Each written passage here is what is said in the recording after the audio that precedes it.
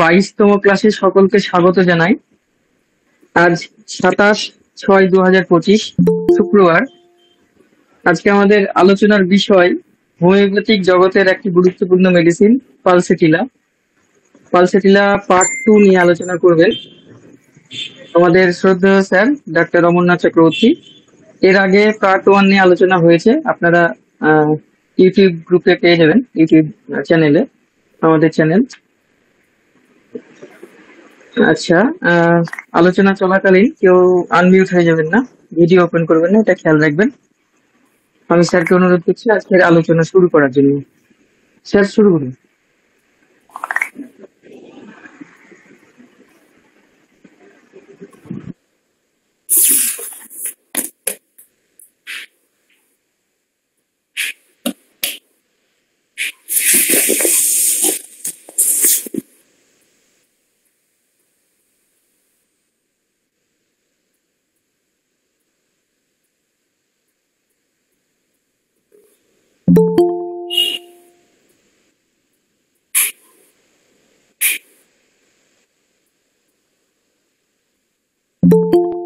এবার আমি শুরু করছি। প্রথমে আচ্ছা, আমাকে আলোটা ভালো দেখা যাচ্ছে কি? আমাকে কি পরিষ্কার দেখা যাচ্ছে না দেখা যাচ্ছে না? দেখা যাচ্ছে স্যার, দেখা যাচ্ছে, ঠিক আছে। আরেকটু নিচু করে দিন, মানে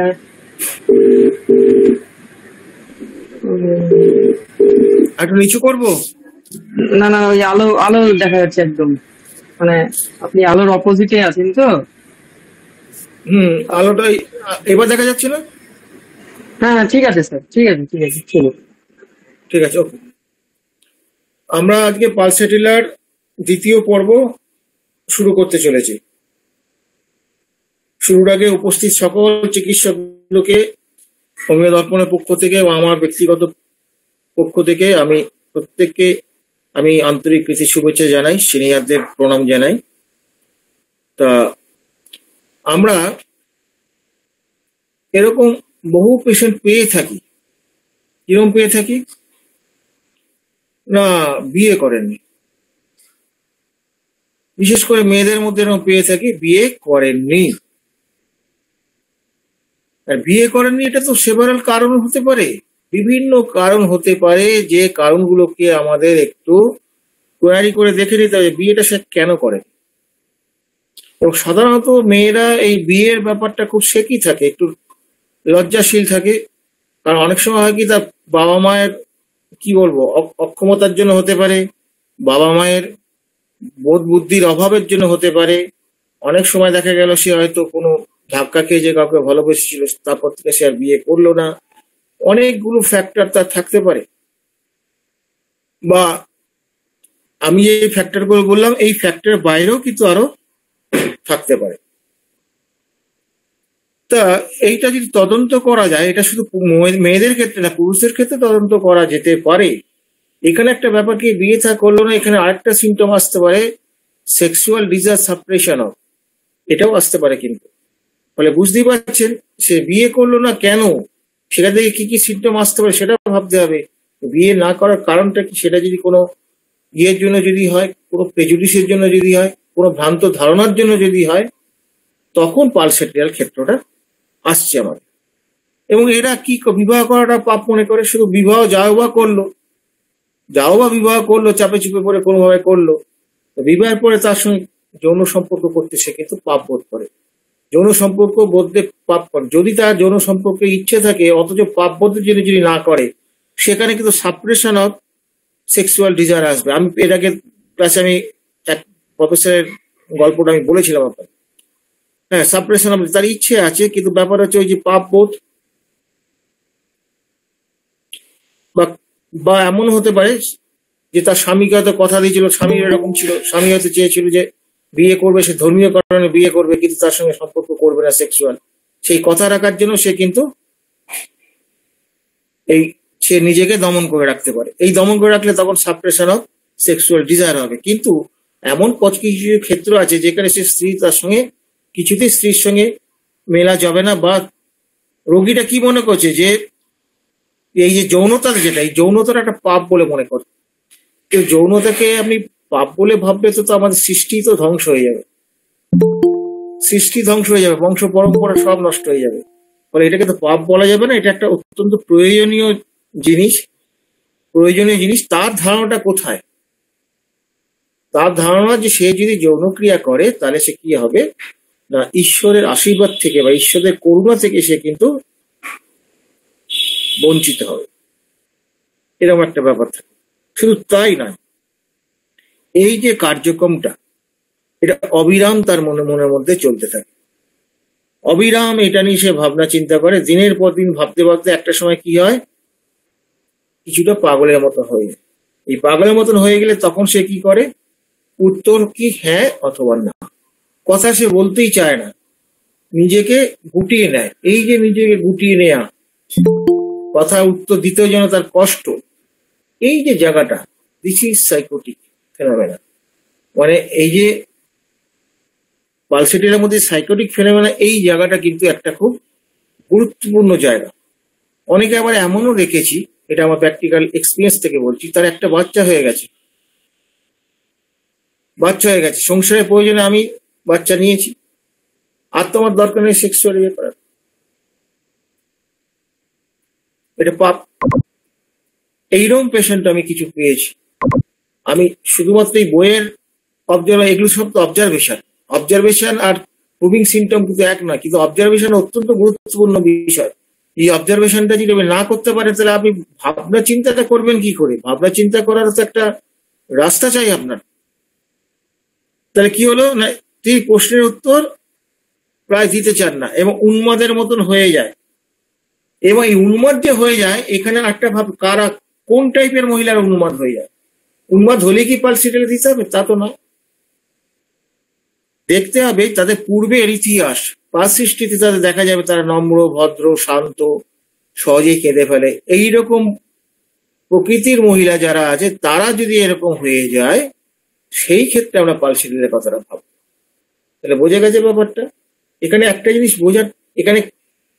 বোঝার জিনিস আছে যে আমি যে সিমটম গুলো দেখছি তার পাস হিস্ট্রিতে বা পাস্টে কি রকম তার সিচুয়েশনটা ছিল, কি টাইপের সেটা ছিল, সেই সিমটম গুলো কিন্তু আমাকে বার করতে হবে। যদি বার না করতে পারি তাহলে কিন্তু আমরা পালসকে আমরা চিনতে পারবো না। পালস মানে এই নয় যে ওরকম করলাম আমি পালসেটিলা দিয়ে দিলাম, তা তো নয়। পালসের চরিত্রের সঙ্গে তার মিলতে হবে তো। এবং ফিলোসফি আমাদের কি শিক্ষা দেয়? তার বংশ, তার অতীত, বর্তমান, এই তিনটে জায়গাকে আমাকে তন্ন তন্ন করে খুঁজে তারপরে আমাকে কি করতে হবে না, ওই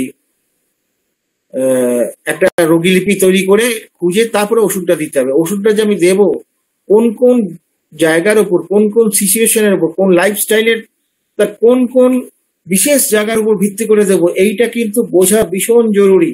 আপনি সিমটম বুঝলেই হবে না, তার মায়াজম বুঝলেই হবে না।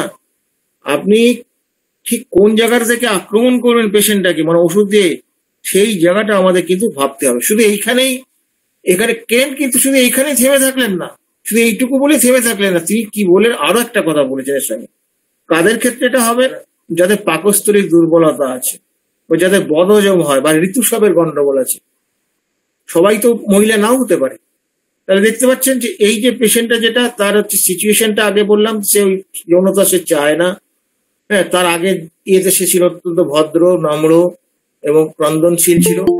শুধু তাই নয়, তার সঙ্গে তার ফিজিক্যাল কন্ডিশনও কিন্তু এইরকম ফেনোমেনা গুলো যদি থাকে, এই সবগুলো মিলিয়ে পালছে। তার মানে এখানে কেন্টের শিক্ষা এটা নয় যে শুধুমাত্র একটুকু মেন্টাল সিমটম পেলেন তাই দিয়ে দিলেন, তা তো নয়। রোগীটা সবটা নেই তো সিমটম। আসলে সামঞ্জস্য করা, সামঞ্জস্য না করতে পারলে তো আপনি গন্ডগোলে পড়ে যাবেন। তো ফলে এই একটা ওষুধ দেওয়ার ক্ষেত্রে আমাদের কিন্তু এরকম ভাবতে হবে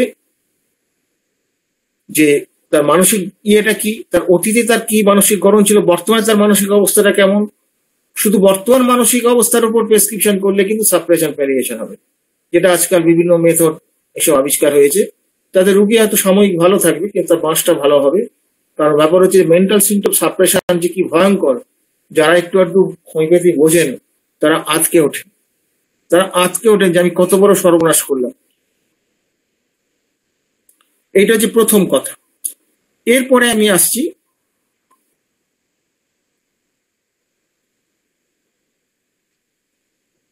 পালসের বৃদ্ধি নিয়ে, বৃদ্ধি বা উপশম নিয়ে আসছি। পালসের পেছনে বৃদ্ধি কিসে হয়? গরমে বৃদ্ধি হয়, গরম ঘরে বৃদ্ধি হয়, আর কি নড়াচড়ায় উপশম। নড়াচড়ায় উপশম, এই যে গরমে বৃদ্ধি যেটা, এটা হচ্ছে সিভিলিটিক সিমটম। এবার বুঝতে পারছেন ব্যাপারটা? বুঝতে হবে তো কোন মেডিসিনের মধ্যে কোন ময়াজমটা কত ডমিনেন্ট অবস্থায় আছে। এইটা বুঝতে গেলে সিমটম গুলোকে একদম কাটাছেড়া করে ফেলতে হবে। সব সিমটম কি এরকম পাবেন নাকি আপনি? সিঙ্গেল মায়াজম পাবেন নাকি? মিশ্র মায়াজম হলে পরে মিশ্র মায়াজমে কার পার্ট কেমন আছে, কোন পার্টটা কিরকম আছে, এটা যেমন বুঝতে হবে। আবার ওই দুটো পার্টের মধ্যে কোনটা আবার বেশি শক্তিশালী আছে, এটাও আবার বুঝতে হবে। ফলে হোমিওপ্যাথি করাটা এত সোজা নয় ভাই, কিন্তু বুঝলে ভীষণ সোজা, না বুঝলে আরো সোজা। এইটা একটা গেল। আরেকটা কি বলছে না, কান্নার কথা তো আগেই বলেছি, মনমরা, হতাশ, হ্যাঁ, এরা কি খোলা বাতাসে কিন্তু উপসম্বোধ করে। এই খোলা বাতাস কিন্তু পালসেটিলার ক্ষেত্রে অত্যন্ত গুরুত্বপূর্ণ ব্যাপার। এটা হচ্ছে যদি না থাকে কন্ট্রাইন্ডিকেশন হয়ে গেল, কন্ট্রাইন্ডিকেশন হয়ে গেল। পালসেটিলাস মেন্টাল সিমটম পেলে সবকিছু পেলেন, কিন্তু খোলা বাতাসে তার একদম সহ্য হয় না, ভালো লাগে না, হ্যাঁ, সার্বিক তার ইয়ে নেই, এইরকম যদি থাকে তাহলে কিন্তু এটা কিন্তু কন্ট্রাইন্ডিকেশন হয়ে গেল। প্রত্যেকটা ড্রাগের কিন্তু কিছু কিছু কন্ট্রাইন্ডিকেশন আছে, যেটা থাকলে পরে আপনি সেই ড্রাগটা দিতে পারবেন না। ফলে এই ওষুধ যখন পড়বেন তার ইন্ডিকেশনটা যেমন আপনাকে জানতে হবে, পাশাপাশি কন্ট্রাইন্ডিকেশনটা জানতে হবে। এই কন্ট্রাইন্ডিকেশনটা না জানলে তো মহা মুশকিল ব্যাপার। যেমন একটা পরিবারে আছে, পরিবার আছে, একটা পরিবারে কয়েকজন আছে। এবার ধরুন কোন একটা কাজ করতে হবে, বাবা কিন্তু জানে তার কোন ছেলেটাকে দিলে পরে ওই কাজটা ঠিক মতো হবে। এই যে বাছাই করা যেটা, তার মানে কি বাবাই তার ছেলে কিন্তু তার বাবা কিন্তু বুঝতে পারছে এই ছেলেটা তার এটা হবে না, তাহলে এই ছেলে এই কাজে উপযুক্ত নয়। তেমনি এই ক্ষেত্রে তাই কন্ট্রাডিকশনটা যদি থাকে, হ্যাঁ, তাহলে কিন্তু এইটা ওই ওষুধটা উপযুক্ত নয়। এইটা হচ্ছে মূল ব্যাপার। ফলে আমাদের প্রতি মুহূর্তে কিন্তু একটা ভাবতে হবে কিভাবে আমরা ড্রাগ পিকচারটা তৈরি করব। এরপর কি হচ্ছে, আরেকটা ব্যাপার হচ্ছে কি না, এই পেশেন্ট যেটা, এই আমার পালসেটিলার পেশেন্ট যেটা, এরা কি না, এরা হচ্ছে বাতাসে তো একটা আলো হলোই, এরা কিন্তু খুব প্রাণোচ্ছল হয়, প্রাণোচ্ছল, হাসি খুশি হয়, প্রাণোচ্ছল হয়, এবং এরা হচ্ছে কি আলো ঝলমলে বাতাস, গরম নয় কিন্তু, এইরকম জায়গায় তারা খুব পছন্দ করে, ভালো ভালো থাকে তারা। শ্বাসকষ্ট, ব্যথা বৃদ্ধি পায়, কিসে বৃদ্ধি পায়? এবং শীতল শীতল ভাব বৃদ্ধি পায় গরম ঘরে। এই যে একটু আগে বললাম গরম ঘরে, গরম ঘরে বৃদ্ধি পায়। এইটা হচ্ছে কিন্তু পালসেটিলার প্রচন্ড। এটা গরম ঘরে লোকে কি গরম ঘর বলবে? বলে রান্না করতে গিয়ে বাবারে জীবনটা বেরিয়ে গেল এই কথাটা সে বলবে। এবার রান্নাঘরে পাখা নেই, আপনি ভাবলেন তাহলে গরমের জন্য ওই জন্য করছে, কিন্তু সেখানে একটু দেখতে হবে যে যখন ঠান্ডা থাকে আবহাওয়া, তখনও কি ওখানে না, আমার ওই ঘরে গেলেই আমার যেন একটু কষ্ট হয়, আমার শরীর টান চান করে। এখানে আপনি কি পাবেন? ওয়ার্ম রুম তো পাবেন না, ওয়ার্ম স্টোভ পাবেন, ওয়ার্ম স্টোভ অ্যাগ্রাভেশন পাবেন। এটা যদি রেপার্টারি খোলেন তাহলে ওখানে দেখতে পাবেন, কিন্তু দুটোর মধ্যে খুব বেশি পার্থক্য কিছু নেই। হয়তো সেম মেডিসিন পাবেন, না থাকলে জুড়ে নিতে হবে। এই যে পালসেটিলার যে এই ব্যাপারটা, যেটা যদি এরকম গরমে তার যদি মানে আরাম হয়, তাহলেও কিন্তু পালসেটিলা হবে না। পরে আসছি যে সে গরম খেলেও ভালো সহ্য করতে পারে না, গরমে তার সব গন্ডগোল, বুঝলেন তো, গরমে ভীষণ গন্ডগোল তার, এরকম একটা ব্যাপার। আরেকটা সিমটম আছে, সেটা আমি জীবনে বোধহয় একটা দুটো হয়তো পেয়েছি, অনেকদিন আগে বলছি, পেয়েছি, কিন্তু সেগুলোকে আমি ঠিক উপলব্ধি করতে পারিনি। আমি অনেক কষ্ট করে মনে করলাম হ্যাঁ এই জায়গাগুলোই পেয়েছি, কিন্তু আমি এই সিমটমটা খুব কম পাওয়া যায়। যেমন ধরুন গরমের মধ্যে শীত শীত ভাব, পালসেটিলা আসতে পারে। কি ব্যাপার হয় না, যখন গরমে ঘামে, ঘাম অবস্থায় তার শীত শীত ভাব থাকে, একটা শিরে শিরে ওঠে বা শীত শীত ভাব থাকে, এরকম একটা ব্যাপার থাকে, তখন কিন্তু তখনও পালসেটিলা হবে। খেয়াল করে দেখেছেন গরমের মধ্যে ঘাম হচ্ছে, ঘামের সঙ্গে শীত ভাব, এই জায়গাটা হলে পরে এই জায়গাটা শুধু ব্যতিক্রম, বাকি সব ক্ষেত্রে গরমে তার বৃদ্ধি হয়। তাহলে বুঝতে পারছেন, গরমে যদি সে প্রচন্ড বৃদ্ধি হয়, গরমে যদি তার সবকিছু বাড়ে, এইটা কিন্তু পালসিটিলার একটা গুরুত্বপূর্ণ বিষয়। পালসিটিলার তাহলে ওয়ার্ম ব্লাডেড পেশেন্ট, আবার ইয়ের মধ্যে পাবে, আবার যখন জ্বর টর হবে তখন কিন্তু আবার শীত পাবে, তখন গায়ে চাপা দেবে। এটা ব্যতিক্রমের মধ্যে পড়ছে, আমি মূল জায়গাগুলো বলছি। এবার হচ্ছে কি, তার ধরুন ইনফ্লামেশন বলুন বা স্নায়ুশূল বলুন, বাতের বেদনা বলুন, সবকিছু ঠান্ডা দিলে আরাম, সবকিছু ঠান্ডা দিলে তার আরাম হয়। এমনকি ঠান্ডা হাত যদি সেখানে স্পর্শ করা হয় তাতেও সে আরাম বোধ করে। তারপর ঠান্ডায় আরাম, এই জায়গাটা কিন্তু পালসের একটা বিশেষ গুরুত্ব। তাহলে এখান থেকে একটা জিনিস দাঁড়ালো, ঠান্ডায় আরাম, গরমে বৃদ্ধি, এইটা পালসেটিলার বিশেষ গুরুত্ব। ওই জন্য পালসেটিলার পেশেন্ট দেখবে জ্বর হলো মাথা দিয়ে দিলে আরাম হয়, বা শরীর খারাপ লাগে একটু চান করে নিলাম ঠান্ডা জলে, খুব আরাম হলো। এখানে ঠান্ডা জলে আরাম হলো, আমরা বাথিং এমোশন ধরছি বটে, কিন্তু বাথিং এমোশনটা মূল বিষয় না, মূল বিষয়টা হচ্ছে ঠান্ডা। এই যে ছোট্ট ছোট্ট জায়গাগুলো আমাদের কিন্তু ধরতে হবে, এইগুলো যদি না ধরতে পারি তাহলে খুব মুশকিল। আবার একটা ব্যাপার কি হচ্ছে, এরা খুব ঠান্ডা পানীয় খেতে ভালোবাসে, ঠান্ডা পানীয় মানে একদম বরফ জল পর্যন্ত এটা খেতে খুব ভালোবাসে। এই তো বিপদে বললে, বরফ জল খেতে যদি ভালোবাসে তাকে তো আমি পালসিটিলা দেবো কেন? তাকে তো আমি ফসফরাসের কথা ভাবতে পারি, আর্সেনিকের কথা ভাবতে পারি, কেন দেবো? ও তো বইয়ে লেখা আছে, বইয়ে লেখা আছে। তাহলে এই যে ধরুন ফসফরাসের সঙ্গে একটা তুলনা করে উদাহরণ দিচ্ছি, আমার বেশি ডিফারেন্সিয়েট দরকার, পার্থক্যটা কোথায়? পালসিটিলার পেশেন্ট বরফ জল খেতে ভালো লাগে, তার উপশম বলে। ফসফরাসের পেশেন্টও বরফ জল খেতে ভালোবাসে, তার উপশম হয়। দুটোর মধ্যে তফাৎ কি? পালসিটিলার পেশেন্ট ইজ থার্স্টলেস, আর ফসফরাস পেশেন্ট হচ্ছে থার্স্টি। এই হচ্ছে পার্থক্য, বোঝা গেছে ব্যাপারটা? ফলে ঠান্ডা জলে আরাম আমি চুপ করে লিখে নিলেন, আমি ভাবতে শুরু করলাম আমাদের তো এইগুলি গন্ডগোল। কোনো একটা মনের মতন মডালিটিস পেয়ে গেলাম, সেটার সঙ্গে ড্রাগ ভাবতে শুরু করলাম। এই ধরনের ভাবনাগুলো জুনিয়রদের বলছি, একদম পরিত্যাগ করা অভ্যেস ত্যাগ করুন। হ্যাঁ ঠিক আছে, লিখে রেখে দিন। টোটাল কেস রেকর্ডিং এর পর তারপর চোখটা আগে বুলিয়ে নেবেন, বুলিয়ে নিয়ে তারপর ভাবনা শুরু করবেন। মধ্যিখানে এই ভাবনা চিন্তাগুলো করলে কিন্তু আপনার ডাইভার্ট হয়ে যাবেন, শুধু তাই নয়, আমরা ভুল প্রেসক্রিপশন করে দিতে পারে। এবং এইটা একটা বদ অভ্যাস বলা যেতে পারে, এটা একটা বদ অভ্যাস। ফলে এই জায়গাটা কিন্তু আপনাদের চেঞ্জ করতে হবে।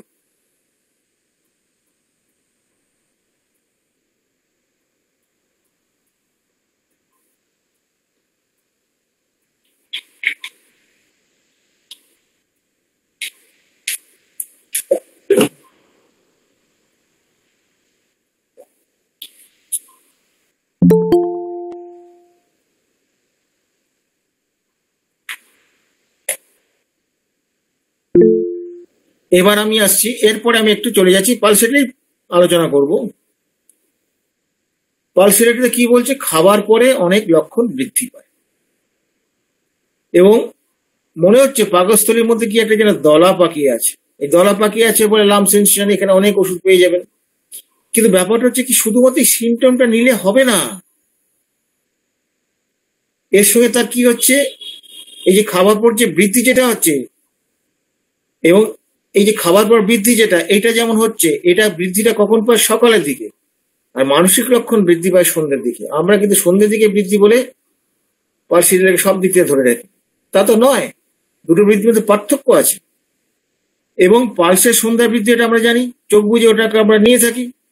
এবার হচ্ছে কি, যে চর্বি জাতীয় যে খাবার, চর্বি জাতীয় খাবার বা অধিক তেল মশলাযুক্ত খাবার একদম সহ্য হয় না। চর্বিযুক্ত খাবার বা সুরে মাংস প্রচুর চর্বি থাকে, কেক, পেস্ট্রি, এর মধ্যে তেল মশলা থাকে, এই খাবারগুলো কিন্তু সহ্য হয় না। তাহলে ব্যাপারটা কি হচ্ছে, এই যে সহ্য হচ্ছে না, তার মানে কি? তার ফ্যাট অ্যাগ্রাভেশন, এই তো মূল বিষয়টা। দেখুন, ফ্যাট অ্যাগ্রাভেশন তো আরো অনেক ওষুধে আছে। পালসিটিলার সঙ্গে পার্থক্যটা কোথায়? এই পার্থক্যটা জানতে হবে। সেটা হচ্ছে কি, পালসিটিলার রোগী যে খাদ্য যেটা খেলো সেটা পরিপাক হতে অনেক দেরি হয়, স্লো ডাইজেশন। লক্ষ্য করে slow digestion. This is psychotic phenomena, slow digestion. আপনি লক্ষ্য করে দেখবেন যে ওই যে ওয়াকিং অ্যামোলেশন যখন এর একটা পালসের সিমটম, সেখানে কিন্তু স্লো ওয়াকিং অ্যামোলেশন। স্লো কথাটা খেয়াল রাখতে হবে, স্লো কথাটা পালসেটিলার জন্য অত্যন্ত গুরুত্বপূর্ণ বিষয়। তাহলে কি হলো, এইটা খাওয়ার কয়েক ঘন্টা পরে পেটটা আইঢাই করে, তখন আইঢাই করে। এবার আপনি ভাবলেন লাইক হবে, বিকেলের দিকে তো হয়ে যাচ্ছে টাইমটা। খুব সাবধান কিন্তু এইরকম এক একটা লক্ষণ ধরে বা টাইম মডেলিস ধরে এক একটা মেডিসিনকে ভাবনা চিন্তা করা মানে হারিকেরি করা, পেশেন্টটাকে সর্বনাশ করে দেওয়ার ব্যাপার। এইরকম ভাবনা চিন্তাগুলো মন থেকে বর্জন করুন, আগে টোটালটা করুন। করার পর এই যে তাহলে কি হচ্ছে, এই যে স্লো ডাইজেশন এটা একটা পাবেন। আবার দেখতে পাবেন যে ইয়ের ক্ষেত্রে দেখতে পাবেন ক্যালকেরিয়া ফস বলুন বা টিউবারকুলাম বলুন, সেখানে খেয়েই আবার খেতে চাইছে। এই যে স্লো ডাইজেশন, এই জায়গাটা, এইটা অত্যন্ত গুরুত্বপূর্ণ বিষয়। পেশেন্ট আপনাকে বলবে যে হ্যাঁ আমার এই খাবার খেলে পরে সেই দুপুরবেলা খাই 1টা-1:30টায়, সন্ধ্যা পর্যন্ত সে একদম পেট আইঢাই করে, তারপর একটু ইয়েটি হয়, একটু চা একটা বিস্কুট আর কিছু খেতে পারি না, আর কিছু আমার সে রাত্রিবেলা একটু ভাত খাই, তাও তখনও যেন গ্যাস থাকে, হজম যেন হয়নি, এরকম একটা ব্যাপার আছে। এই যে পেশেন্টটা যেটা আছে, এটা কিন্তু হাঁটলে উপশম হয়। সে হাঁটলে মানে কেউ হাঁটলে ধীরে ধীরে, এগুলো দেখবেন আপনার রেপার্টারিতে দেখবেন, ধীরে ধীরে হাঁটলে উপশম হয়, তারপর দ্রুত হাঁটলে উপশম হয়। এই যে সিমটম গুলো, এগুলো কিন্তু সার্বিক সর্বদৈহিক লক্ষণ, ফিজিক্যাল জেনারেল প্রচন্ড গুরুত্বপূর্ণ সিমটম। এগুলোকে বাদ দেবেন না। কোন জায়গাটা ধরতে হবে, কোন জায়গাটা রেপার্টারি খুলতে হবে, সেই জায়গাটা আমি বলে দিচ্ছি। ফলে এইটা আপনি পেয়ে যাবেন। ধীরে ধীরে সে হাঁটতে ভালোবাসে এবং খোলা বাতাস তো থাকতেই হবে, এটা তো আপনারা জানেন ভালো করে।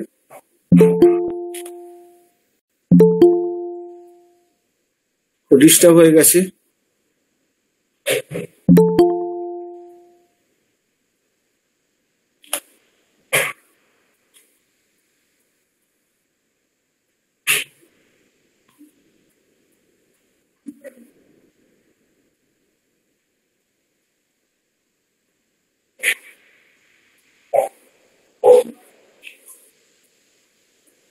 কি হলো?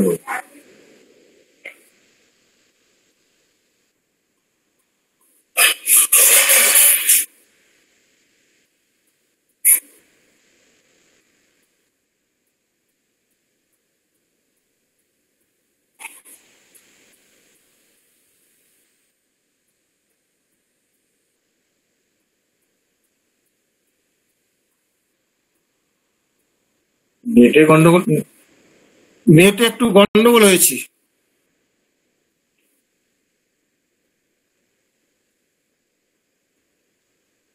ঠিক আছে, অন্যভাবে করছি। স্যার শোনা যাচ্ছে? নেটে শোনা যাচ্ছে, কিন্তু আমি তো আমার হ্যাঁ আবার পেয়ে গেছি, আবার হয়ে গেছে। আমি অন্য মোবাইলে আমি লেখাগুলো লিখে রেখেছি না।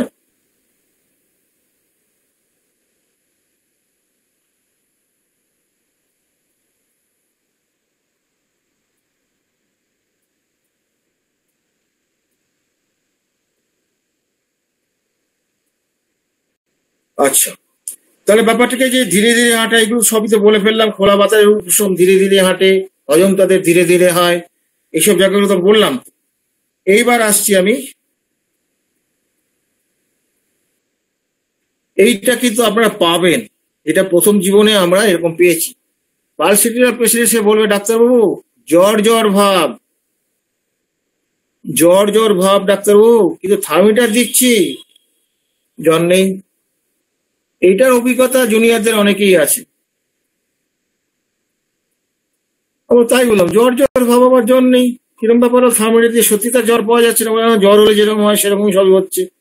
এই যে কন্ডিশনটা, যেটা পালসেটিলার রক্ত সঞ্চালনের জন্য একটা হয়, রক্ত সঞ্চালনের একটা গন্ডগোল পালসেটিলাতে থাকে,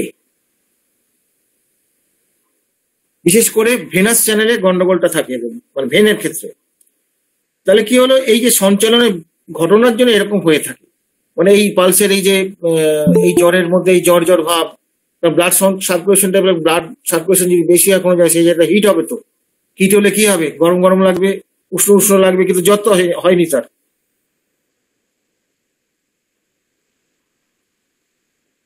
এবং এই যে তার গরম ভাব, এই গরম ভাবের জন্য পালসেটিলার পেশেন্ট কিন্তু অধিক গরম কাপড় পরতে পারে না। তার মানে তার অ্যাকচুয়ালি হট পেশেন্ট তো, হ্যাঁ, সে হচ্ছে পড়তে পারে না। সেই জন্য ঠান্ডা, মাঝারি ঠান্ডার যদি পরিবেশ থাকে সেটাই সবচেয়ে তার ভালো লাগে, এইটাই তার খুব পছন্দের জিনিস।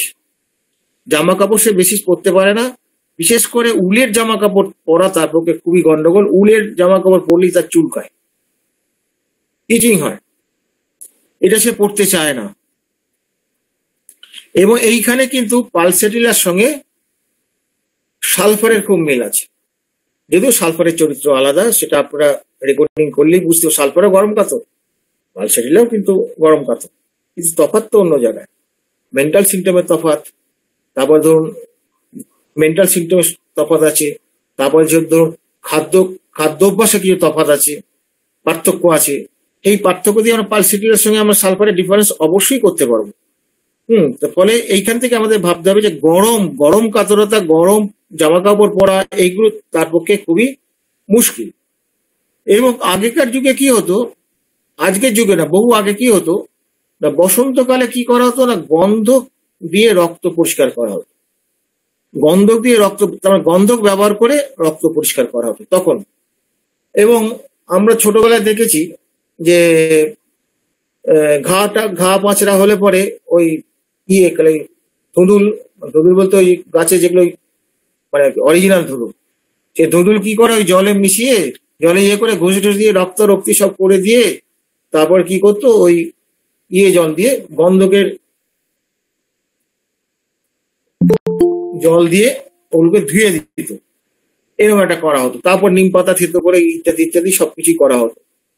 তা এইগুলো আমরা ছোটবেলায় দেখেছি, গন্ধকের এরকম একটা ব্যবহার দেখেছি এই রক্ত পরিষ্কার করার তাগিদে। এটাও তো একটা ভ্রান্ত বিশ্বাস, আজকের দিনে আর এরকম ভাবে হয় না, আজকের দিনে হয় না। কিন্তু রক্ত শোধনের জন্য কিন্তু আয়ুর্বেদিক, ইউনানি প্রত্যেকটা জায়গায় কিন্তু এরকম কিছু ওষুধ আছে, সেগুলো অবশ্যই মিশ্রণ। এই যে ওষুধের এই যে ভ্রান্ত ধারণা, রক্ত শোধন করতে হবে, এই যে ভ্রান্ত ধারণাগুলো, এই ধারণাগুলোর এগেইনস্টই তো হ্যানিম্যান অনেক কিছু করেছেন। কারণ একটা সময় জোঁক দিয়ে সব করা, কিসের জন্য না, রক্ত বার করে, দূষিত রক্ত বার করে দিলে রোগ সেরে যাবে। সেই সব জিনিসগুলো তো এখন ছিল, এখন তো সেই ফর্মে আর নেই, এখন আবার অন্য ফর্মে চলে এসেছে। কিরকম, রক্ত করে আমি টেস্ট করে দেখবো কি কি হয়েছে। খুব ভালো কথা, নিশ্চয়ই দরকার আছে।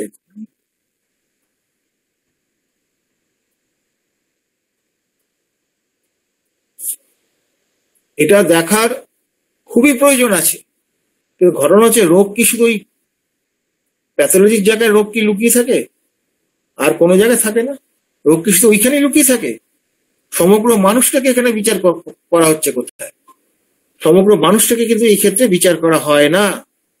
যেমন ধরুন আমি একটা জিনিস দেখতে পাচ্ছি, যেমন ধরুন একটা খুব ছোট ঘটনা বলি। আপনি ধরুন একটা প্যাথোলজিক্যাল স্টেট দেখলেন, যেমন তার ইউটেরাসে একটা টিউমার আপনি দেখতে পেলেন। টিউমারটা এবার দেখলে পর তার সাইজ, শেপ, তার কষ্ট, এইসব বেদনা, এইগুলো আপনি যখন করে টোটালটা বিচার করে আপনি তখন বুঝতে পারবেন এটা সার্জিক্যাল কেস না মেডিসিনাল কেস। এই জায়গাটা কিন্তু আপনি আন্দাজ করতে পারেন। অনেক সময় সার্জিক্যাল কেস থাকলেও পার্টি রাজি হয় না বিভিন্ন কারণে, সেক্ষেত্রে আমরা একটা চেষ্টা করার সুযোগ পেয়ে যাই। যদি এরকম সুযোগ পাওয়া যায় সেক্ষেত্রে কিন্তু রেকর্ডিংটা খুব ভালো করে করতে হবে, করে আমাকে তাকে ওষুধটা দিতে হবে। তাহলে বুঝতেই পারছেন, এই যে আমি টিউমারটা দেখলাম, এই যে জানতে পারলাম, এবং এটা হচ্ছে বিনাইন না ক্যান্সারাস, এগুলো জানার প্রয়োজন তো কখনো হয় আমাদের। ফলে প্যাথোলজিক্যাল টেস্ট আমরা করবো না এটা কথা নয়, কিন্তু ওইখানেই তো রোগ লুকিয়ে নেই,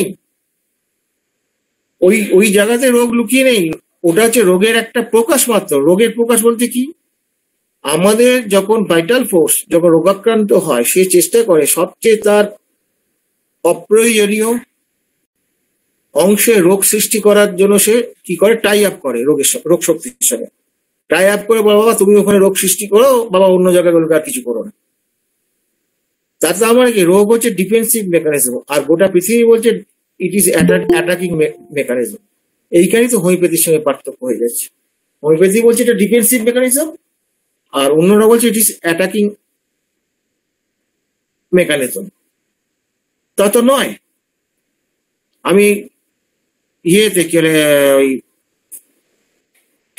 ক্রনিক ডিজিজ পড়াতে গিয়ে আলোচনা করতে গিয়ে আমি কিন্তু হ্যানিম্যানের উদ্ধৃতি থেকে আমি আপনাদের এর আগে একটা না দুটো বোধ আগে এই কথাগুলো আমি বলেছি। অ্যাটাকিং নয়, ইটস ইজ ডিফেন্সিভ মেকানিজম। আপনার ধরুন আজকে একটা কাঁটা ফুটে গেল, সোজা উদাহরণ, কাঁটা ফুটে গেল, কাঁটা ফুটে গেলে আমার ব্যথাটা হয় কেন? এটা ডিফেন্সিভ মেকানিজম। কাঁটাটাকে তুমি বার করে দাও, আমার কষ্টটা বার করে দাও। রোগ সৃষ্টির ক্ষেত্রে ঠিক তাই, লক্ষণ দেখা দেয় কেন? আমাকে সাহায্য করো। অ্যানিম্যান তো বলেছেন এগুলো, আমাকে সাহায্য করো, আমি পারছি না। এই হচ্ছে ব্যাপারটা।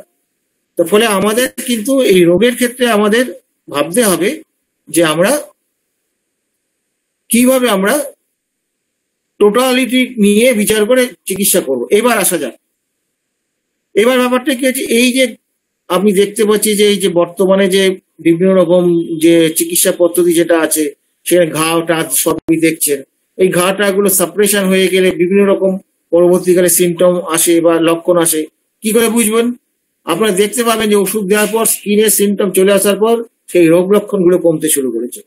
এরকম ঘটনা কিন্তু আমরা অনেক সময় দেখতে পাই। তা স্কিনে যে এই যে চলে গেল, এই যে স্কিনে যে চলে গেল, এই চলে গেলে পরে আমরা কি করছি, টোটালিটি অফ সিমটম নিয়ে সাপ্রেশন অফ স্কিন ডিজিজ এটা ধরছি, ধরে তারপর ম্যানিফেস্টেশন টোটাল করে নিয়ে তারপর তাকে ওষুধ দিচ্ছি।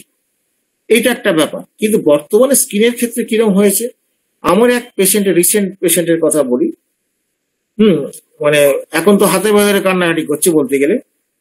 তা তাকে আমি কস্টিকাম 30 দিয়েছিলাম, 18 কি 20 তার ইউসোনোফিলিয়া ছিল। ভয়ঙ্কর অবস্থা, বুঝতে পারছেন।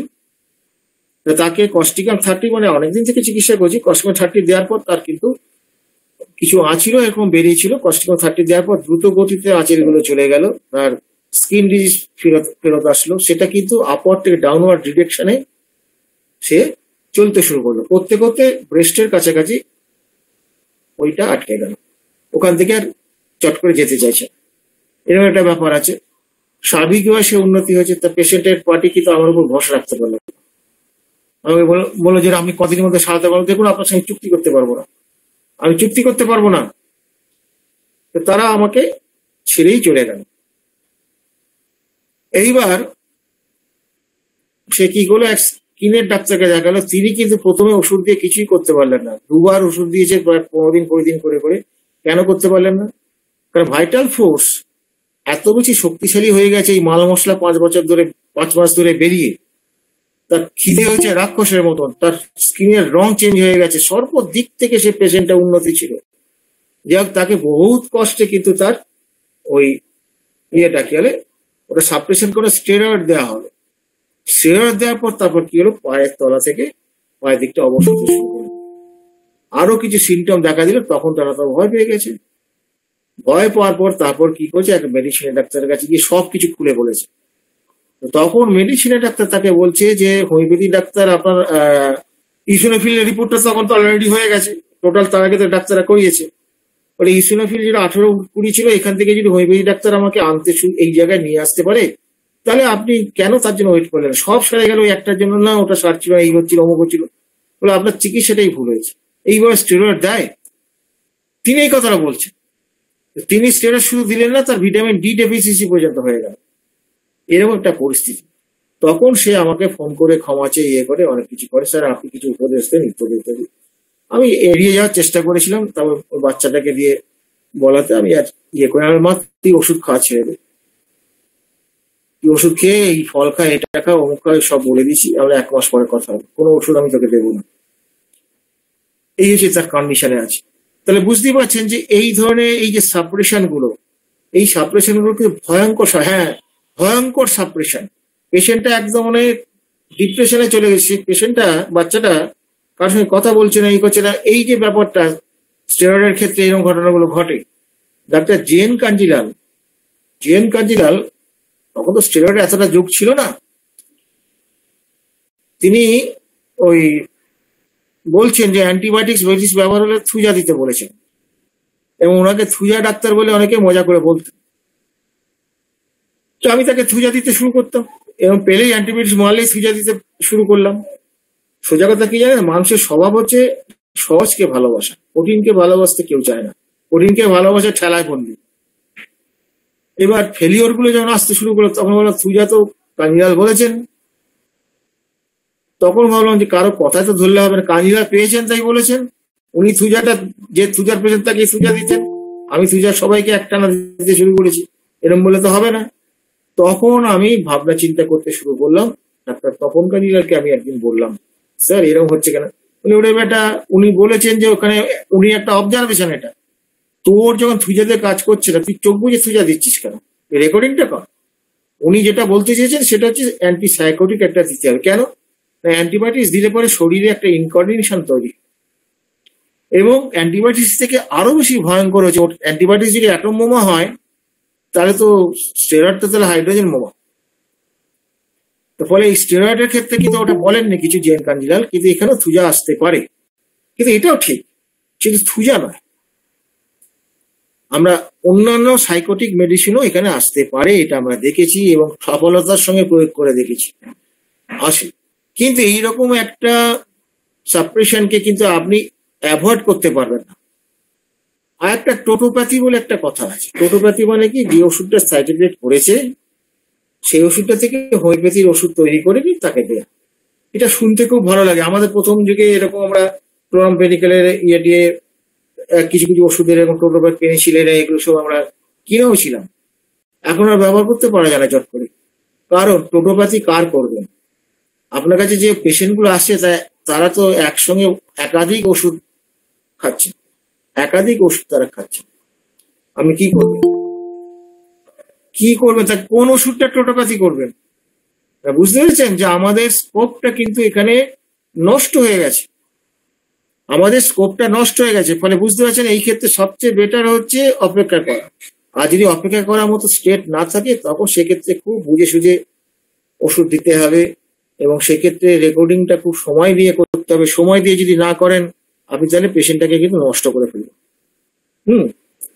তাহলে এবার তাহলে কি হলো, এইটুকু আমি স্টেরয়েড নিয়ে বা নিয়ে বললাম। এরপর একটু আসছি আমি স্কিন ডিজিজের ক্ষেত্রে একটু আসছি। সে স্কিন ডিজিজ একই কথা, সে গরমে বৃদ্ধি হবে, গরমে বৃদ্ধি হবে, স্কিন ডিজিজ একই কথা। সোরাইসিস, আজকাল তো ভাই সোরাইসিসের বললে অনেকে দেখছি পটাপট সারিয়ে দেয় ভাই, পটাপট সারিয়ে, ওষুধ দিলেও সেরে গেল 15 দিন 1 মাসের মধ্যে। কিন্তু ভাই আমি 40 বছর ধরে সত্যি কথা বলি, সোরাইসিস দেখলেই আমার বুকটা কেঁপে ওঠে। পারবো তো এটাকে, পারবো তো এটাকে? এতই কি সোজা?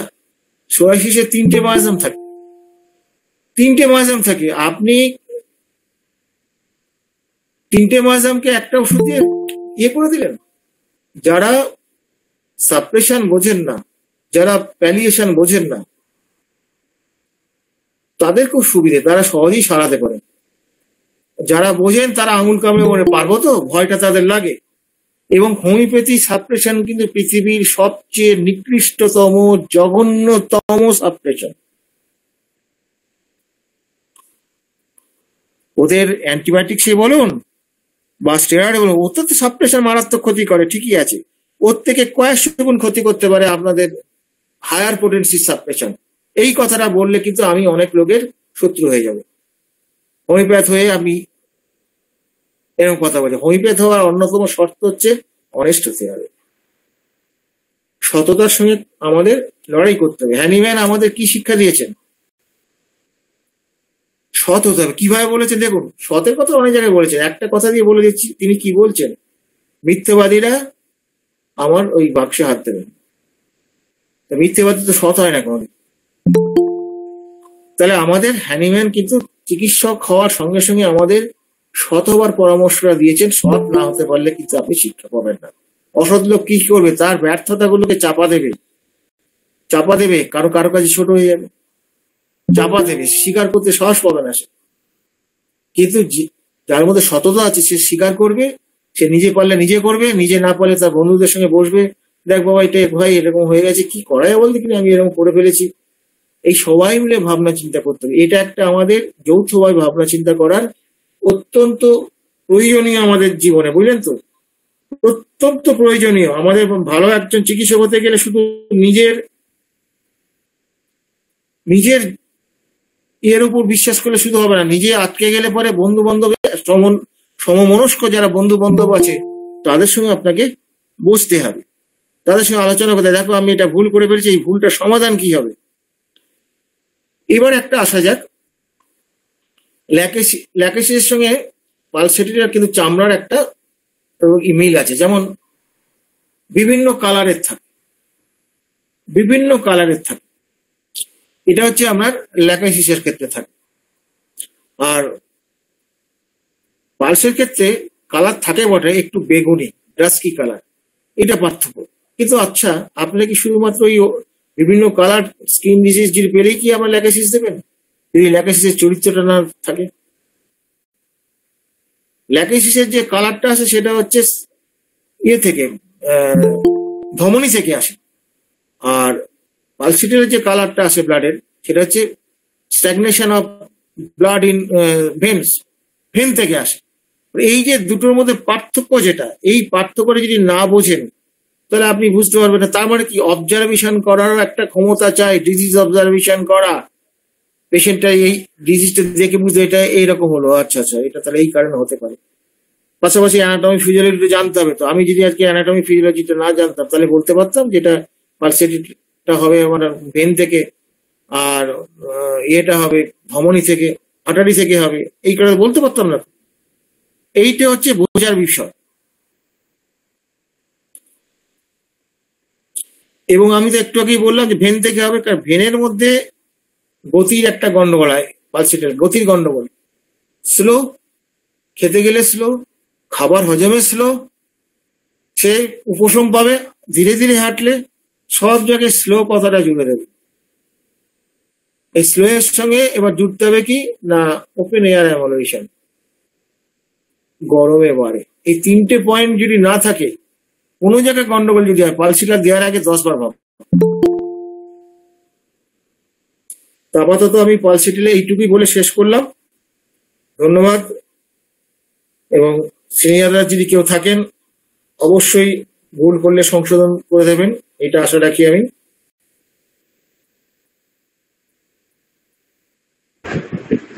অসংখ্য ধন্যবাদ স্যারকে, সুন্দর একটা আলোচনা উপহার পেলাম।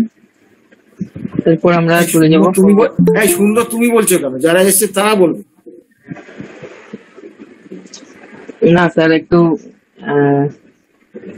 এটা তো সুন্দর, অবশ্যই সুন্দর। এখন কার কেমন লাগলো জানি না। আমরা এরপর দ্বিতীয় পর্যায়ে স্যার চলে যাচ্ছি। আমাদের মাঝে অনেক স্যার আছেন। ডক্টর পার্থপ্রদীপ চৌধুরী স্যার, উনি তো চলে গেলেন আবার নেটওয়ার্কের জন্য হয়তো।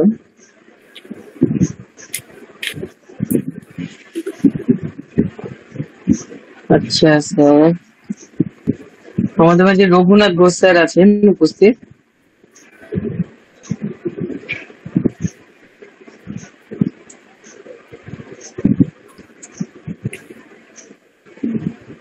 না স্যার, উনিও তো চলে গেছেন।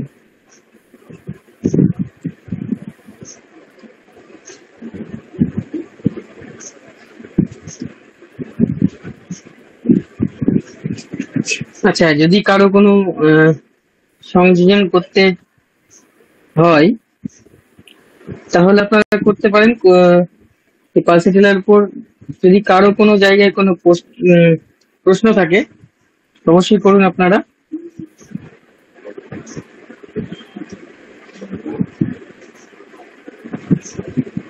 হ্যাঁ, পার্থপ্রদীপ চৌধুরী স্যার উপস্থিত হয়েছেন। স্যার শোনা যাচ্ছে স্যার?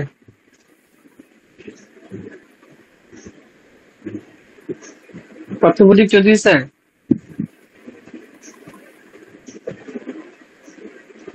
আপনি যদি কিছু অ্যাড করেন স্যার।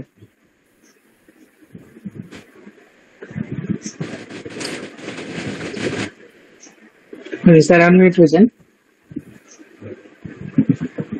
কিন্তু শোনা যাচ্ছে না স্যারকে। হ্যাঁ, না নেটের সমস্যা, চলে যাচ্ছে মাঝে মাঝে। ভালো হয়েছে তো, হ্যাঁ, ভালো সেটাই। তুলনামূলক ভাবে নেটটা খুব সমস্যা হচ্ছে,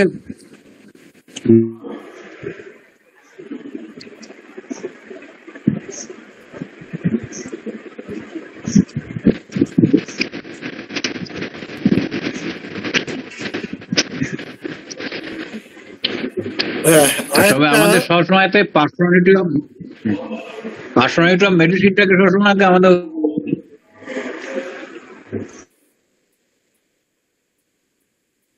আবার নেট চলে গেছে মনে হচ্ছে পার্থে নেট কিন্তু আগে থেকে নেচার সমস্যা করতো না।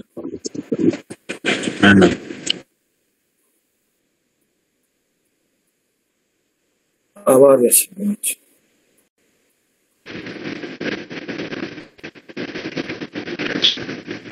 আবার গেছে। হ্যাঁ, এই নেটটা একবার যাচ্ছে একবার আসছে, সমস্যা হচ্ছে। ঠিক আছে, অন্য কেউ বলুক, শুনছি। হ্যাঁ,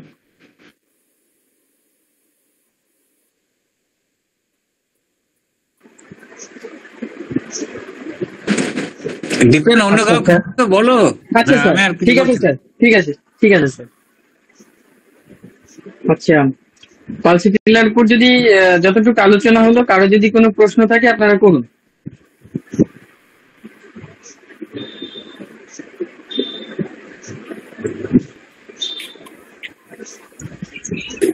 আদাব স্যার। হ্যাঁ ম্যাডাম, বলুন।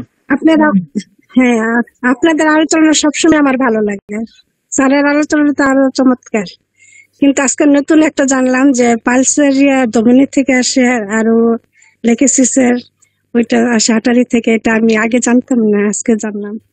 Thank you sir. ধন্যবাদ আপনাকে।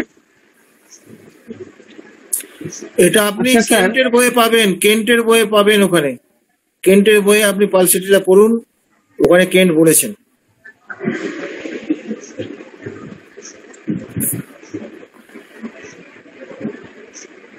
আচ্ছা স্যার, ওই পালসি টিলার ফার্স্ট লেস আছে আর ফার্স্টও আছে রেপার্টারিতে। হ্যাঁ, এবার ওই ফার্স্টটা যদি থাকে, তাহলে আমরা ফার্স্ট আছে এরকম অভিজ্ঞতা আছে এরকম আমাদের তো পাইনি, মানে রোগী দেখার ক্ষেত্রে। এটা কে বলছে আমি বুঝতে পারছি, দীপেন বলছো নাকি? ডিপেন্ড, হ্যাঁ স্যার। ওটা তুমি জ্বরের ক্ষেত্রে পাবে, থাসটা জ্বরের ক্ষেত্রে পাবে। তাহলে তো স্যার জ্বরের ক্ষেত্রে তো ফার্স্ট হওয়া এটা সাধারণ কমন সিমটম। হ্যাঁ, জ্বরের ক্ষেত্রে না, কমন সিমটমের মধ্যে হচ্ছে কমন কখন হবে না বলো দেখিনি। ধরো জ্বরের সময় ওটা জল খাওয়াটা সাধারণ সিমটম, কিন্তু যদি সে জলটা বলে আমি ঘন ঘন খাই, যদি সে জলটা বলে আমি 500 মতন খেয়ে নিই একসঙ্গে, তখন কি হবে? তখন ওটা ইয়ে থাকবে কি, কমন সিমটম হবে কি তখন? না, থাকবে না, হ্যাঁ থাকবে না স্যার। হ্যাঁ। এবার যে আরো যদি বলে যখন শীত ভাব আসছে তখন আমার জল খেতে খুব ইচ্ছা করে, গরম শরীরটা গরম হয়ে গেলে তখন আর ইচ্ছা করে না, এরকম যদি বলে বুঝেছি স্যার। এইবার বিপদে পড়েছে।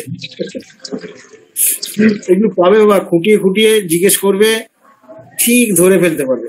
খুঁটিয়ে খুঁটিয়ে যেগুলো মিস করে না। পালসিটির সঙ্গে আরেকটা ব্যাপার হয় জানো তো, অনেক সময় আর্সেনিকের লড়াই লেগে যায়। কিন্তু পেন্টের রেপার্টারিতে পালসেটিলা হিট ডিউরিংও আছে, আর থার্স্ট লেসেও আছে, থার্স্টিতেও আছে হিট ডিউরিং। আছে কি? হ্যাঁ, দুটোতেই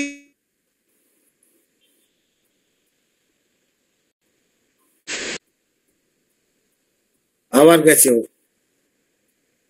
মানে দুটোতেই আছে, এটাও বলতে চেয়েছে, পারতাম, ওটা কমপ্লিট করে দিলাম।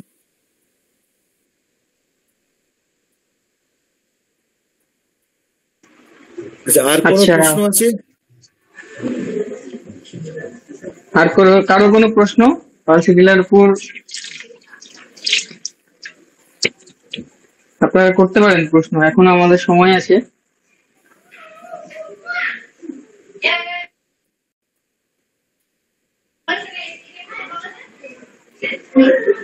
না স্যার, প্রশ্ন তো দেখছি না স্যার।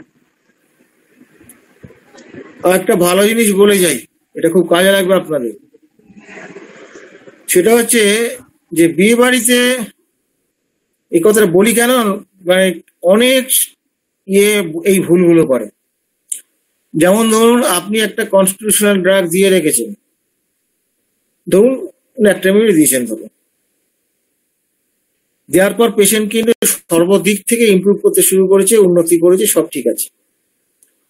এইবার সে বিয়ে বাড়িতে খেয়েছে, আচ্ছা করে গুছিয়ে খেয়েছে, পেয়েছে, খেতে রান্নাটা খুব সুন্দর হয়েছে, লোক সামলাতে পারেনি, মানুষ তো খেতেই পারে। আর বিয়ে বাড়িতে সাধারণত ইয়ে হয় না, ঝোল ভাত হয় না, রিচ খাবার খেয়েছে। রিচ খাবার খেয়েছে বললেই আমরা কি করি, কিছু পেশেন্ট আছে, কিছু ডাক্তার আছে তাকে পালসেটিলা দেয়, কিছু ডাক্তার নার্স হয়ে যায়, আরো অনেক রকম আছে, ইপিকাকে দেয়, এক একজন এক রকম কার্বোহাইড্রেট দেয়, এরকম লোক আছে। তা আমি পালসেটিলার কথাটা আমি আসছি। তো এরকম চোখ বুঝে পালসেটিলা দিয়ে দেয়, এই জিনিসটা ঠিক নয়। তাকে দেওয়ার আগে তাকে চিন্তা করতে হবে যে সে পালসের মতো তার নেচারটা কিনা, তার মেন্টাল নেচারটা পালসের সঙ্গে কিছু মিল আছে কিনা। যদি না থাকে তাকে পালস দেওয়া যাবে না। 2 নম্বর পয়েন্ট হচ্ছে, যেহেতু ক্রনিক ডিজিজ, ক্রনিক ওষুধটা আপনার দেয়া আছে, চেষ্টা করবেন অ্যাকুট ওষুধটা এটা না দেয়া, তাকে খাদ্য খাওয়ার রেস্ট্রিকশন করে। কেন বলুন, এই ওষুধটা দিলে তার ডাইভার্সন হয়ে যেতে পারে। এবং যেহেতু ওষুধটা অসাধারণ ভালো কাজ করেছে, ইমপ্রুভ করছে, ভাইটাল ফোর্স আগের থেকে তো উন্নত অবস্থায় আছে, ভাইটাল ফোর্স কিন্তু এটাকে সামলে নিতেও পারে। ফলে ওই হাত চুলকে ওষুধটা দেবেন না, খুব সাবধান। কিন্তু এই জায়গাগুলো আপনার দিয়ে কি করেন, ক্রনিক কেসগুলোকে নষ্ট করে ফেলেন। খুব সতর্ক, খুব সিরিয়াস, নাহলে দেবেন না। আমি তো 99% ক্ষেত্রে মানে প্লাসিবো দিই। আর তখন একটু ইয়ে করতে হয়, একটু মানে কি বলবো, তাকে একটু বেশ ভোকাল টনিক দিতে হয় ভালো রকম। হ্যাঁ, আমি কিরম বলি, দেখুন এটা দিয়ে আমি এখন কয়েক ঘন্টা মধ্যে বন্ধ করে দিতে পারি, কিন্তু এটা যদি বন্ধ করে দিই আপনার অন্যদিকে ক্ষতি হয়ে যেতে পারে। সেই জন্য আমি একটা হালকা ওষুধ দিচ্ছি। এই ওষুধটা আস্তে আস্তে খান, এইভাবে খাদ্য খাওয়াগুলো মেনে চলুন, আস্তে আস্তে ঠিক হয়ে যাবে। হ্যাঁ, এটা মেনে চলুন, নাহলে কিন্তু যে কাজের জন্য আপনি আমার কাছে এসছেন সেটা আমি শেষ করতে পারবো না, সফল করতে পারবো না। ঠিক আছে ডাক্তারবাবু, আমি সহ্য করে নেবো, এরকম বাধ্য করে নিতে হবে কায়দা করে।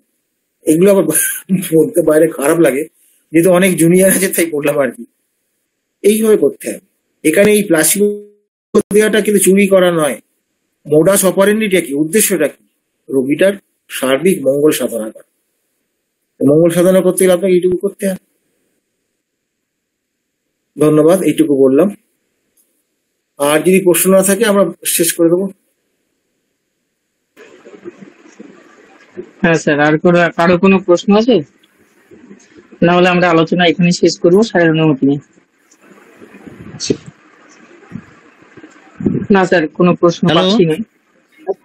হ্যালো, হ্যাঁ হ্যাঁ স্যার স্যার বলুন। বলছেন স্যার। হ্যাঁ বলছি হ্যাঁ স্যার, ওই যাচ্ছি তো। সোরিয়াসিসের কথা বললেন, বলতে যে যে একটা বেগুনি কালার একটা এসে যায়, ঠিক ওটা কোন সময় আর স্কিনে কালার আসে তো, হ্যাঁ স্কিনে স্যার, বিভিন্ন রকম কালার আসে। সেটা হচ্ছে ল্যাকোসিসের ক্ষেত্রেও বিভিন্ন রকম কালার আসে, আর ইয়ের ক্ষেত্রে পালসের ক্ষেত্রে বিভিন্ন রকম কালার আসে।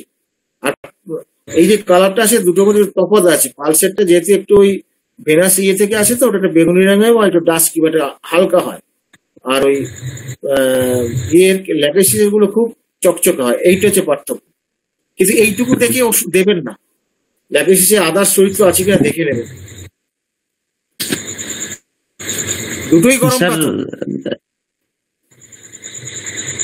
ও স্যার, একটা পেশেন্ট বর্তমানে আছে, একজন পেশেন্ট বর্তমানে আছেন আমার হাতে। উনি ওই শীত কাতর। তো আমি প্রথম যখন এসেছিলাম তখন আমি সরিনাম দিয়েছিলাম 1 বা 2 ডোজ। তারপর দেখলাম যে বেড়ে গেছিল, এবার কখনো বাড়ছে কখনো কমছে। ওই আর ওই একটা বেগুনি একটা আভা চলে এসেছে, বেগুনি কালার, ঠিক লাল নয়, বেগুনি কালার। ওই তো বললাম তো, ভেনাস কন্ডিশন, ওটা ভেনাস ইয়ে থেকে আসে। বেশিরভাগ সময় ডাস্ট হয়, মানে গুঁড়ো গুঁড়ো পড়ে, আবার কখনো হালকা রসের মতো থাকে। হ্যাঁ, ওটা স্যার কিছুতেই ছাড়ছে না, প্রায় 8 মাস হয়ে গেল। রেকর্ডিং করুন, ভালো করে রেকর্ডিং করে যেটা আসবে সেটা দেবেন।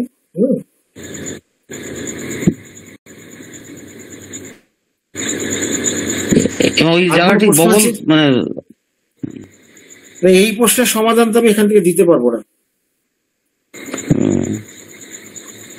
ঠিক পাঁজরার উপরে ডান দিকে বাম দিকে দুই দিকেই আমি তো ঘটনাটা বলে বাহুর দিলাম নিচে। আপনাকে।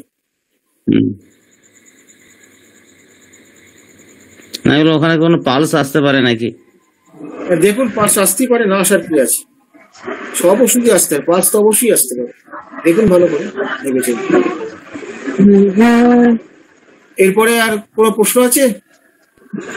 স্যার একটু কথা ছিল স্যার। হ্যাঁ,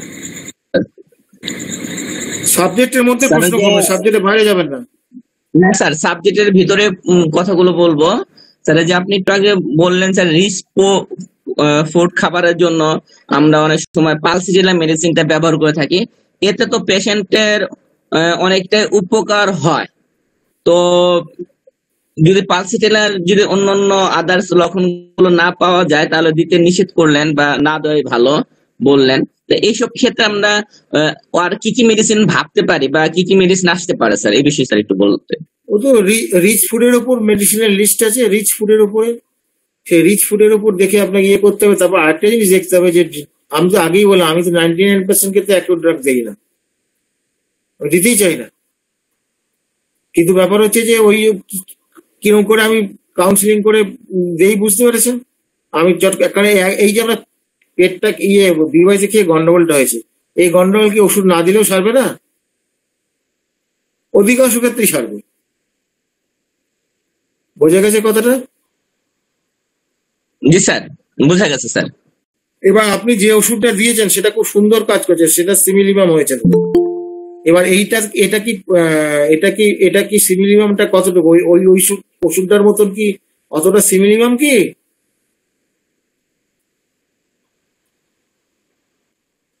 তা তো নয়। এবং একটা টিপস বলে দিচ্ছি, সেটা হচ্ছে কি, যে কেস রেকর্ডিংটা করেছেন, যদি কখনো ওষুধ দিতে বাধ্য হন, যে ড্রাগটা দেবেন সেই ড্রাগটার সঙ্গে ওই ওষুধের মেন্টাল সিমটম যেন ট্যালি করে। ওই মেডিসিনের মধ্যে যেন ওই সিমটম কিছু থাকে, তবে আপনি দিতে পারবেন। আমি তো বলছি অধিকাংশ ক্ষেত্রে দেওয়ার দরকারই হয়।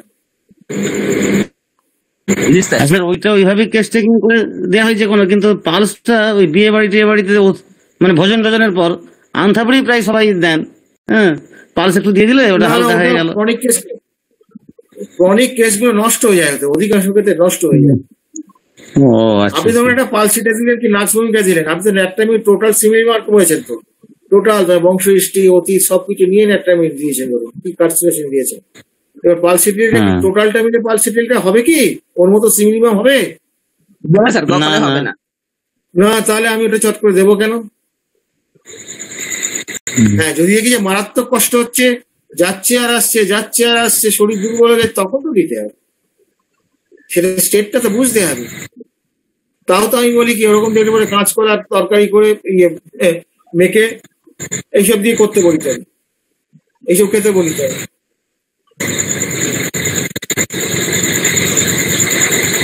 বললাম তো অধিকাংশ ক্ষেত্রে ওষুধ দেওয়ার প্রয়োজন হয় না, ভালো করে কাউন্সিলিং করে একটা প্লাসিবো দিয়ে দিলেই হয়ে যাবে। এইগুলো খাবে না, এই চলবে না, এটা তাকে বুঝিয়ে দিতে হবে। না বুঝিয়ে দিলে আপনি পেশেন্টটা নষ্ট করবে।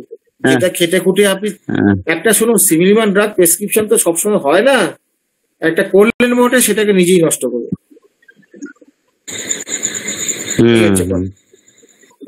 স্যার ঠিকই বলেছেন স্যার। এরকম কত নষ্ট করা হয় আমাদের, পরে আর খেই খুঁজে পাওয়া যায় না। আর কোনো প্রশ্ন আছে?